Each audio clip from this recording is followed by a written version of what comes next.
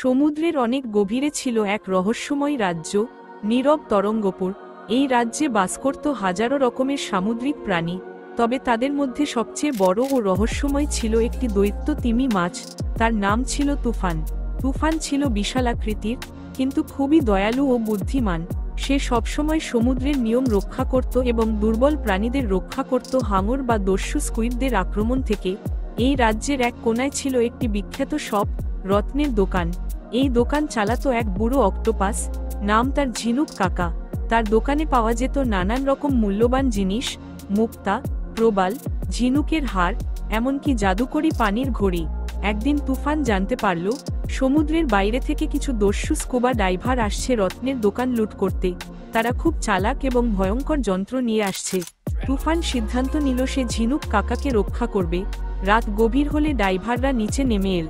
তারা দোকানের সামনে এসে যন্ত্র দিয়ে কাঁচ ভাঙার চেষ্টা করছিল। হঠাৎ অন্ধকার সমুদ্র কেঁপে উঠল। তুফান তার বিশাল লেজ দিয়ে জলের ঢেউ তুলল। চারদিক অন্ধকার হয়ে গেল। ডাইভাররা কিছু দেখতে না পেয়ে ভয় পেয়ে গেল। তুফান চারপাশে ঘুরে তাদের ঘিরে ফেলল। তার বিশাল মুখ থেকে এক গুরুগম্ভীর আওয়াজ বেরোল, এই সমুদ্র আমার, এখানকার রত্ন আমার ভাইঝির মতন, কাউকে স্পর্শ করতে দেব না।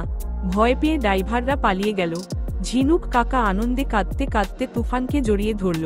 এরপর থেকে রত্নের দোকান আরও বিখ্যাত হয়ে উঠল। সবাই জানত ওই দোকানের পাহারাদার রয়েছে একজন তিমি রাজার মতন রক্ষাকর্তা,